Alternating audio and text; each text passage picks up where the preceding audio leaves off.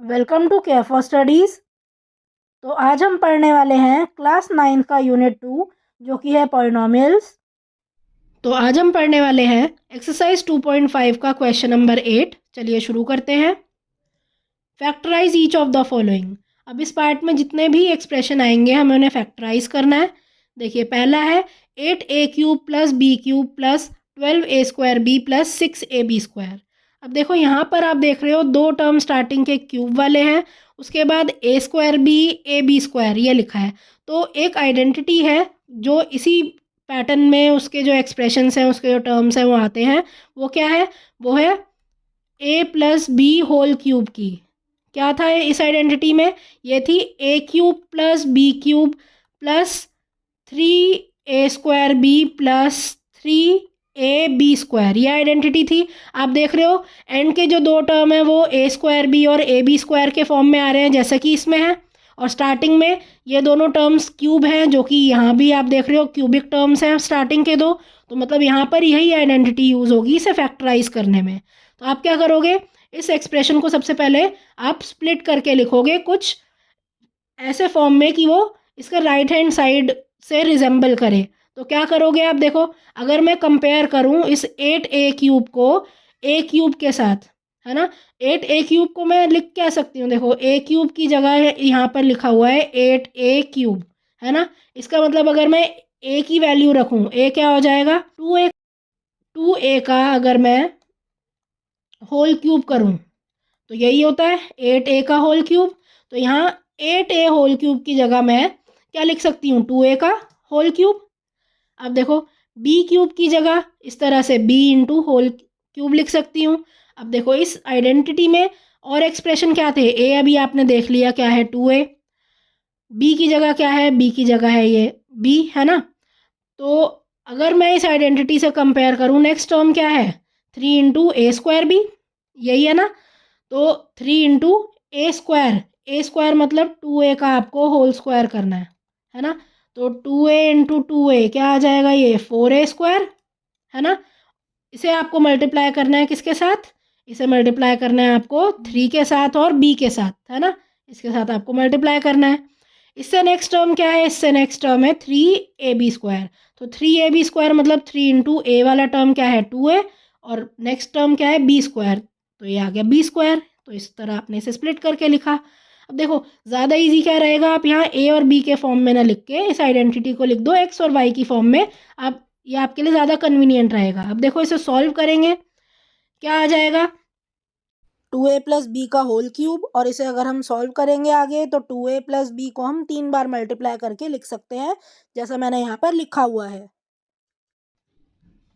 देखिए जो second part है 8a³ minus b³ minus 12a² plus 6ab², इसे हमें फैक्टराइज करना है।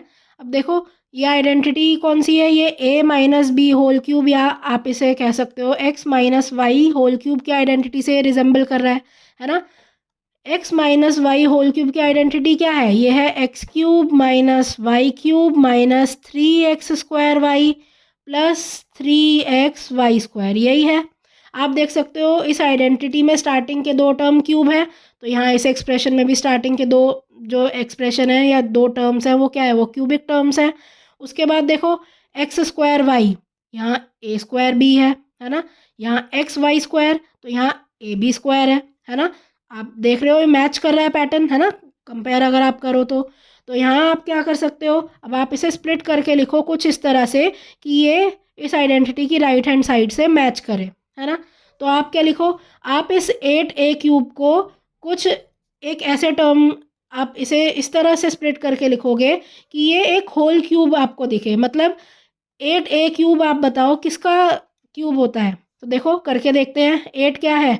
8 को आप 2 × 2 × 2 लिख सकते हो, और a³ को आप a लिख सकते हो। अब आप पेयर बनाओ, वो 3 के पेयर बनाओगे आप, है ना, ट्रिपलेट्स बनाओगे यहाँ। तो देखो एक ग्रुप ये बना और एक ग्रुप ये वाला बना। तो क्या आ गया? 2a, है ना। मतलब 2a का अगर आप होल क्यूब करोगे तब आएगा 8a का क्यूब, है ना। तो आप क्या करो यहाँ, अब इस x की जगह आप क्या लिखोगे? 2a, है ना। इससे यही पता चला कि x की जगह क्या है? 2a। y की जगह क्या है? y की जगह है b, कंपेयर करने पर। तो अब आप इसको स्प्लिट करके क्या लिखोगे, एक्स क्यूब की जगह आप लिखोगे 2a का होल क्यूब, है ना। फिर इसके बाद नेक्स्ट टर्म क्या है, y का क्यूब, तो माइनस y का क्यूब, y की जगह क्या लिखना है b, तो मैंने वही लिखा है, y की जगह b लिख दिया। इसके बाद देखो नेक्स्ट टर्म है -3x² तो आपको क्या लिखना है, -3, x की जगह क्या लिखना है 2a, स्क्वायर है यहाँ, y की जगह क्या लिखना है b। आप देख रहे हो यही टर्म यहाँ पर है, यही यहाँ लिखा हुआ है। इसे एक बार मल्टीप्लाई करके देखो, 2a का होल स्क्वायर क्या होता है, 2 2 ज़ा 4, 4 3 ज़ा 12, तो 12a² नेगेटिव का यही टर्म यहाँ ऊपर है ना। ध्यान रखिएगा, इसे जब आप मल्टीप्लाई करो तो ये ऊपर वाली टर्म आनी चाहिए, अगर ये नहीं आ रही मतलब आपने स्प्लिट करके कुछ गलत लिखा है। इसके बाद देखो नेक्स्ट टर्म इस आइडेंटिटी में क्या है, +3xy² है ना, तो +3xy² ये है, तो 3x की जगह लिखना है आपको 2a और y की जगह आपको लिखना है b, है ना। तो यही यहाँ मैंने लिखा हुआ है, इसे आप मल्टीप्लाई करो तो फिर से यही आ रहा है ना, मतलब हमने स्प्लिट यहाँ ठीक किया है। और आइडेंटिटी आप मेंशन कर दीजिए कि कौन सी यूज़ हो रही है ना। और इसके बाद देखो आइडेंटिटी का जो लेफ्ट हैंड साइड है x - y होल क्यूब, इस फॉर्म में मैंने यहाँ इसे लिख दिया है, x की जगह लिखा है 2a, y की जगह लिखा है मैंने b। अब 2a - b का होल क्यूब यहाँ से मैंने निकाल लिया है। अब 2a - b का होल क्यूब मतलब इसके 3 फैक्टर हैं, 2a - b multiplied by 2a - b multiplied by 2a - b, इस तरह से इसके 3 फैक्टर आ जाते हैं। थर्ड देखिए 27 - 125a³ -135a + 225a²। अब देखो कौन सी आइडेंटिटी लगा के यहाँ फैक्टराइज करना है, सबसे पहले तो ये हमें आइडेंटिफाई करना पड़ेगा। देखो 27 के पहले फैक्टर बनाते हैं, क्या है 3 × 3 × 3, मतलब ये क्या है, ये 3 का क्यूब है। इसके बाद देखो 125a³ के एक बार फैक्टर बनाते हैं, क्या है 125 क्या होता है 5 × 5 × 5, और a³ है मतलब a × a × a। इसका मतलब आप देख रहे हो ये भी 125a³ भी एक क्यूबिक टर्म है। कैसे, देखो यहाँ 5 का क्या बन गया, एक 3 का ग्रुप बन गया, और यहाँ देखो a³ का भी यहाँ ग्रुप बन गया, तो ये क्या है 5a का जो होल क्यूब है वही है 125a³।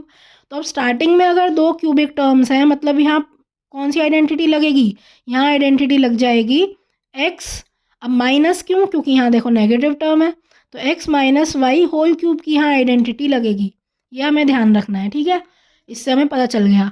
अब देखो एक बार और चेक कर लेते हैं, ये आइडेंटिटी क्या है, आइडेंटिटी होती है ये x³ - y³ -3x² y + 3xy², ये आइडेंटिटी होती है। एक बार देख लेते हैं बाकी के 2 टर्म्स भी इस आइडेंटिटी में आ रहे हैं या नहीं आ रहे हैं, मतलब उसे फॉलो कर रहे हैं या नहीं कर रहे हैं। तो देखो अब -135a यहाँ लिखा है ना, इसके एक बार फैक्टर बनाते हैं, नेगेटिव को छोड़ देते हैं, 135a का आप फैक्टर बनाओ। तो 135 क्या होता है, देखो 15 9 आपको पता है क्या होता है 135, है ना। तो 15 × 9 × a, 15 को क्या लिख सकते हैं 3 5 ज़ा 15, है ना, और 9 को क्या लिख सकते हो 3 × 3 और × a, है ना। तो इस तरह से फैक्टर बना लिए। अब देखो इसे रीअरेंज करते हैं, तो अगर मैंने ये 5 और a को साथ लिख दिया 5a, है ना, इंटू ये 3 मैंने स्टार्टिंग में लिख दिया, और इंटू ये क्या बचा, यहाँ 2 3 बच गए, मतलब क्या ये 3 का स्क्वायर है ना।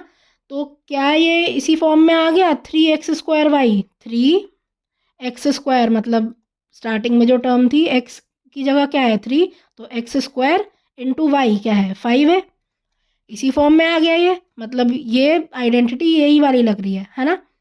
तो आप क्या करो, यहाँ आप इस पूरी आइडेंटिटी, इस पूरे एक्सप्रेशन को आप स्प्लिट कर लो, है ना। कैसे, 27 को आप लिख दो 3 का क्यूब, है ना, माइनस फिर उसके बाद क्या आता है यहाँ y³ आता है ना।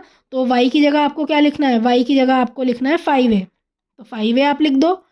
फिर इसके बाद जो नेक्स्ट टर्म है वो है -3x² y, यही है, तो -3x की जगह आपको पता है 3 है, तो 3 लिख दिया, 3 का स्क्वायर, y की जगह क्या है, y की जगह है 5 है, तो ये टर्म मैंने यहाँ लिख दी। इसके बाद जो टर्म आती है वो क्या आती है, वो आती है देखो 3xy², यही टर्म है 3xy², तो 3 × x की जगह क्या है 3, × y की जगह है 5a और इसका स्क्वायर, ये टर्म मैंने यहाँ लिख दी। इसे आप मल्टीप्लाई करोगे तो देखना ये इसी के बराबर आएगा 225a² के। ठीक है, अब आप क्या करो, ये आपने पूरा स्प्लिट करके लिख दिया। अब ये बराबर किसके होगा, ये बराबर होगा x minus y whole cube के, इसी के बराबर होगा। तो x की जगह आप क्या लिखोगे, x की जगह आप यहाँ लिखोगे 3 और y की जगह आप क्या लिखोगे 5a, है ना। तो देखो यही मैं अब यहाँ लिख दिया है मैंने, और आइडेंटिटी साथ में मेंशन कर ली है। आप देख रहे हो यहाँ मैंने लिखा है x की जगह 3 और y की जगह लिखा है 5a। अब क्योंकि यहाँ पे ऊपर क्यूब है, मतलब यहाँ 3 फैक्टर हैं, ऑब्वियसली आप इसे मल्टीप्लाई करके कुछ इस तरह से लिख दोगे और इसके 3 फैक्टर बन जाएंगे। नेक्स्ट देखिए 64a³ minus 27b³ minus 144a² plus 108ab²। यहाँ भी आप देख रहे हो स्टार्टिंग के 2 क्यूबिक टर्म्स हैं और बाद में a² और ab² आ रहा है। तो यहाँ हमें पता लग रहा है सीधा सीधा x minus y whole cube की आइडेंटिटी यहाँ यूज़ हुई है, जो कि क्या होती है x³ minus y³ minus 3x² plus 3xy², यही यूज़ हुई है ना। कंपेयर करने पे देखो x³ की जगह क्या है 64a³ है, तो इसका मतलब क्या होगा, x क्या होगा, x है क्यूब रूट ऑफ 64a³, यही है ना। तो x की वैल्यू अगर निकालें तो देखो क्या होगा, 64 को अगर हम स्प्लिट करें क्या होता है, 64 इज़ 4 इंटू 4 इंटू 4 लिख सकते हो। a³ क्या है a, है ना, इसका हमें क्यूब रूट निकालना है। तो देखो एक 4 यहाँ से बाहर आएगा, एक a बाहर आएगा, तो मतलब x की जगह पर तो यहाँ लिखा है 4a, है ना। अब देखो इसी तरह से y की जगह पे लिखा हुआ है, यहाँ पर y³ की जगह पर सॉरी लिखा हुआ है 27b³, है ना।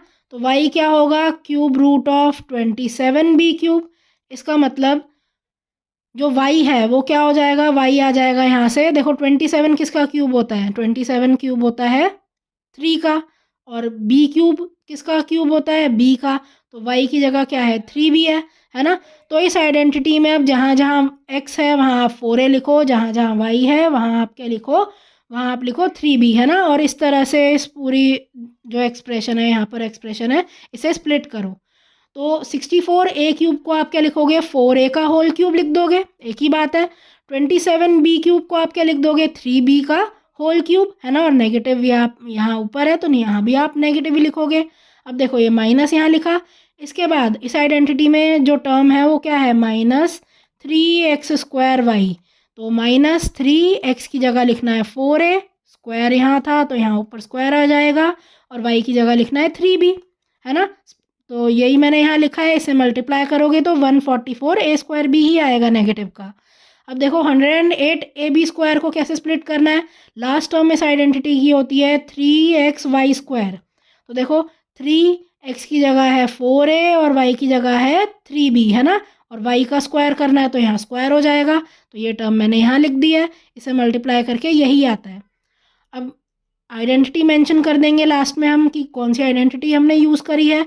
और देखो इस आइडेंटिटी में जो लेफ्ट हैंड साइड है इसका क्या होता है x माइनस वाई का होल क्यूब, यही होता है ना। तो x की जगह आप क्या लिख दोगे, ये पूरा बराबर किसके होगा 4a माइनस वाई की जगह आएगा 3b इसके क्यूब के, है ना, यही आएगा। तो यही आप यहाँ मेंशन कर दीजिएगा, है ना। ये पूरा किसके बराबर है 4a minus 3b whole cube के, आइडेंटिटी यहाँ लिख दी है। साथ में अब देखो यहाँ क्यूब है तो इसको 4a minus 3b multiplied by 4a minus 3b multiplied by 4a minus 3b, इस तरह से आप लिख लोगे। तो ये इसके 3 फैक्टर इस तरह बन जाते हैं। देखिए next 27p³ minus 1/216 minus 9/2p² plus 1/4p। अब देखो 27p³ ऑब्वियसली एक क्यूबिक टर्म है ना। 1/216, अब देखो 216 6 का क्यूब होता है ना। तो 1/216 ये किसका, ये 1/6 का क्यूब होगा, है ना। तो स्टार्टिंग की 2 टर्म्स क्यूब अगर यहाँ दे रखी है और नेगेटिव है यहाँ पर, तो मतलब यहाँ भी a minus b whole cube या फिर आप जिसे कहो x minus y whole cube, इसकी आइडेंटिटी लग रही है ना। तो आप क्या करो 27p³ को क्या लिखोगे, 27p³ को आप स्प्लिट कर दोगे, कैसे, इसे आप 3p होल क्यूब लिख दोगे, है ना। 1/216 को आप क्या लिख दोगे, 1/6 का होल क्यूब लिख दोगे, है ना। तो इस पूरे एक्सप्रेशन को अब स्प्लिट करेंगे हम। देखो किसके बराबर करना है, आपको पता है x minus y whole cube क्या होता है, ये बराबर होता है x cube minus y cube minus 3x² y plus 3xy², है ना। तो पहली टर्म आपको x का होल क्यूब बनाना है, तो मतलब आप 27p क्यूब को लिख दोगे क्या, 3p का होल क्यूब। इसके बाद 1/216 को लिख दोगे 1/6 का होल क्यूब। इसके बाद नेक्स्ट टर्म होती है -3x²y। अब देखो माइनस यहाँ 3 इंटू एक्स की जगह, अभी मैंने आपको बताया एक्स की जगह क्या है 3p, है ना। एक्स की जगह हम 3p लिख रहे हैं, तो यहाँ लिख देंगे 3p का स्क्वायर, और y की जगह क्या लिख देंगे 1/6। इस तरह मैंने यहाँ देखो स्प्लिट कर दिया।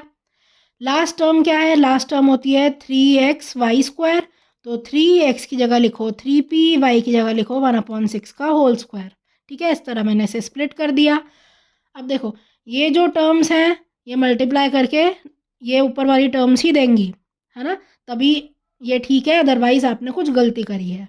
अब देखो इसके बाद ये जो पूरी आइडेंटिटी है ये किसके बराबर होती है, x minus y whole cube के, है ना। तो ये पूरा भी किसके बराबर होगा, ये पूरा बराबर होगा x minus y whole cube के, है ना। तो x की जगह आप क्या लिखोगे, x की जगह आप लिख दोगे 3p, और y की जगह आप लिख दोगे 1/6, है ना, यही लिखोगे। तो अब यही कर लेते हैं। देखो इस पूरे में अब क्या आ जाएगा, ये पूरा एक्सप्रेशन बराबर किसके हो गया, ये बराबर हो गया 3p माइनस 1/6 का whole cube by using the identity a minus b whole cube is equal to a cube minus b cube minus 3a² plus 3ab²।